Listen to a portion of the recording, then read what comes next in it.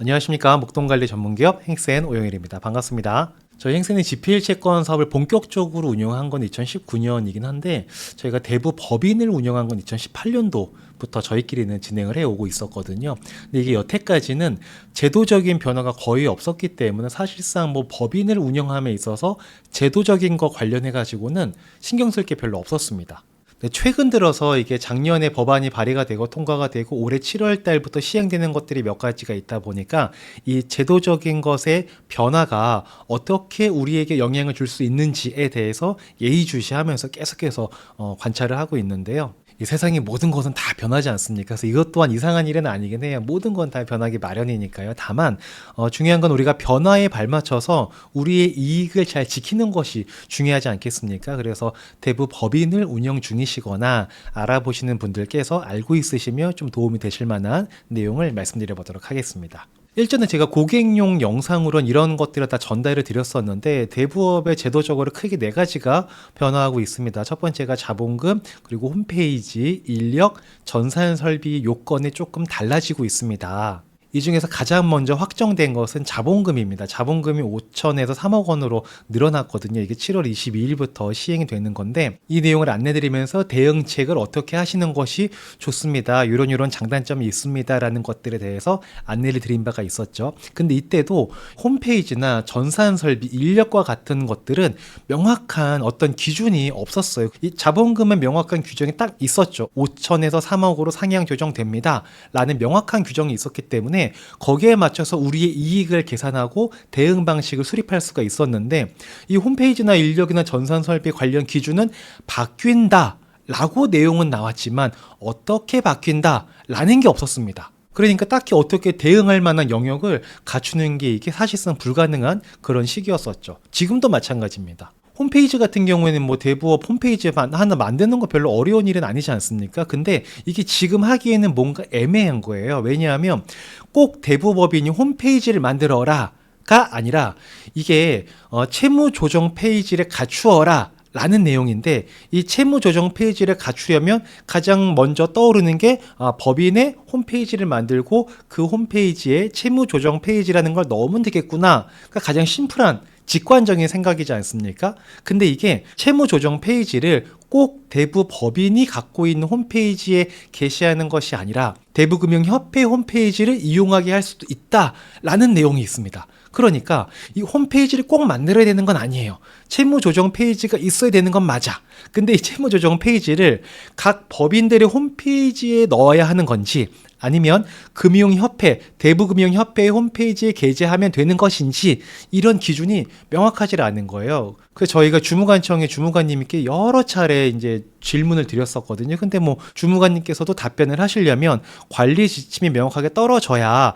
이건 홈페이지가 필요한 겁니다. 이거는 대부금융협회를 이용할 수 있습니다. 그러니 홈페이지를 굳이 만들진 않으셔도 돼요. 라는 식의 조언을 저희한테 가이드를 주실 수가 있는데 사실 공무원분께서도 답답한 상황이신 거죠. 자체 홈페이지를 만드는 건 어렵지는 않습니다. 근데 이 비용이 발생하는 게 문제인 거잖아요. 채무 조정 페이지를 두어야 한다는 이슈가 생긴 다음에 이제 홈페이지 제작 업체들에서는 성수기입니다.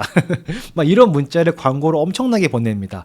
근데 보시면 아시겠지만 월 6만 원으로 저희가 관리해 드리겠습니다라는 메시지예요. 그러니까 홈페이지를 만들면 월에 6만 원이라는 고정 비용이 발생한다는 거지 않습니까? 물론 저희 행센이 이런 것들을 맡아서 진행을 하게 되면 훨씬 저가에 만들 수는 있습니다. 왜냐하면 저희는 함께하는 대부법인 고객분들이 많으시기 때문에 홈페이지 만드는 업체에게 공동구매 형태를 진행을 하다 보니까 이 6만 원보다 훨씬 더 저렴하게 만들 수는 있어요. 근데 이게 홈페이지를 만들어야 하는 게 필수 사항이 되면 그때부터 저는 최저가를 만들 수 있도록 지금 이미 업체랑 얘기를 끝내놨기 때문에 바로바로 진행을 하면 됩니다. 별로 어려운 일은 아니에요. 근데 이게 꼭 만들어야 하는 게 아닌데 지금 우리가 굳이 만들 필요는 없다라는 거죠. 마찬가지로 인력과 전산 설비도 마찬가지입니다.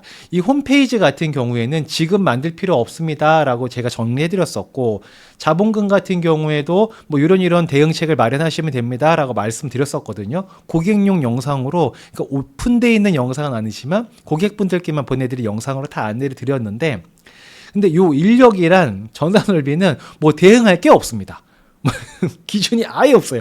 그냥 인력 요건이 추가됩니다. 전산 설비 요건이 추가됩니다. 라는데 뭐 인력이 어떤 인력이냐? 대부 관련된 뭐 경력이 있는 사람이어야 하는지, 뭐 계약직은 안 되고 정규직이어야 하는지, 아니면 뭐 상시 그 사무실 고정사업장에 상주를 해야 하는 것인지 등등등. 그리고 전산 설비도 컴퓨터를 놓으라는 건지, 아니면 서버를 구축하라는 건지, 뭐 계산기만 있으면 된다라는 건지, 전산 설비도 기준이라는 게 있을 텐데 그런 기준이 전혀 없는 거죠.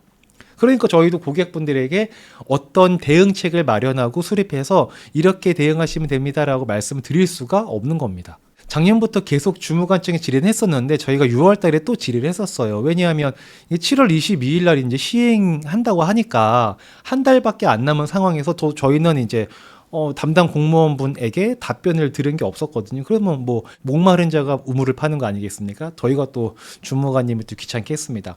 관련 지침이 아직 안 나왔습니까? 했더니 뭐 아직 안 나왔다, 뭐 똑같다라고 얘기를 하시더라고요. 그러시면서 하시는 말씀이 이제 주무관님께서도 관련된 이제 교육을 받으러 가신대요. 가시기 전에 저희한테 어떤 내용을 저희가 확인해서 전달해 드리면 될까요? 라고 저희한테 말씀을 주셔가지고 저희가 리스트업을 쫙 해서 드렸습니다. 요런 거 좀 확인해 주세요 라고 말씀드렸어요. 우리 정말 이거 잘하고 싶다. 근데 뭐 기준을 알아야 잘할 거 아니겠습니까? 제발 좀 물어봐 주십시오. 라고 이제 부탁을 드렸었는데, 갔다 와서 돌아온 답은 이거였습니다. 이게 주무관님께서도 그 당일의 교육에서 저희가 드렸던 질문 리스트에는 답을 얻어오실 수 있었던 건 없으셨었고, 그냥 시행하기 일주일 전에 공문이 내려오면 그때 전달드리겠습니다. 라는 답변을 들었어요.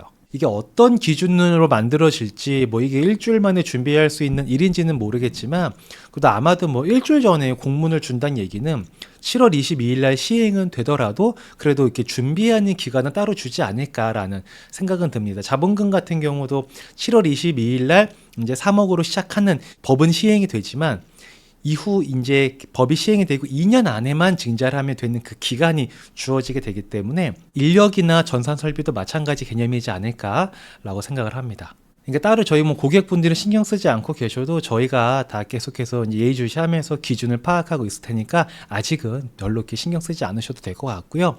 그 관리 기준이 좀 나오면 그에 따라서 실익이 어떻게 되는지를 저희가 계산을 하고 어떻게 대응하는지 전략을 짜서 여러분께 전달을 드리는 역할을 하도록 하겠습니다. 일례로 뭐 자본금 기준이 변경이 되면서 몇몇 고객분들께서는 이 대부법인 면허를 반납을 했어요. 그러면 대부업 면허를 반납을 하면 GPL 채권은 앞으로 못하는 거 아니냐라고 생각이 드실 수도 있는데 그렇지 않습니다. 대부업 면허가 없어도 GPL 채권 투자는 얼마든지 할 수 있습니다. 다만 이 대부업 면허를 갖고 GPL 채권 투자를 할 때와 대부업 면허가 없이 GPL 채권 투자를 할 때 장단점이 있지 않겠습니까? 요건 제가 저희 고객분들께 다 안내 말씀드렸는데 요건 한 번 더 내용을 정리해가지고 제가 안내 영상을 제작을 하도록 하겠습니다. 정말 세상에 모든 건 변하지 않습니까? 우리가 재테크하는 부동산 시장이나 주식시장 이런 환경들도 늘 변화하잖아요. GPL 채권을 활용하는 것에 대한 시장 변화는 저희가 가장 발빠르게 캐치하고 대응 방안을 만들어서 여러분께 안내를 드릴 수 있도록 하겠습니다. 지금 GPL 채권 시장에는 제도적인 변화도 있지만 시장 자체의 변화도 있거든요. 지금 6억 대출 제한 생겼지 않습니까? 이게 굉장히 큰 시장의 변화를 예상을 하게 하는데 보통은 이제 은행의 대출이 제한되면 대부법인의 수요가 늘어날 테니 좋겠네라고 생각을 하게 되거든요. 맞습니다. 맞아요. 근데 이런 변화에는 항상 기회와 위기가 같이 있습니다. 대부법인의 대출 수요가 많아진다는 것은 분명히 호재죠. 근데 반대로 거래량이 줄고 아파트 가격이 변화할 수 있다는 것은 위기로도 작용을 할 수가 있는 겁니다.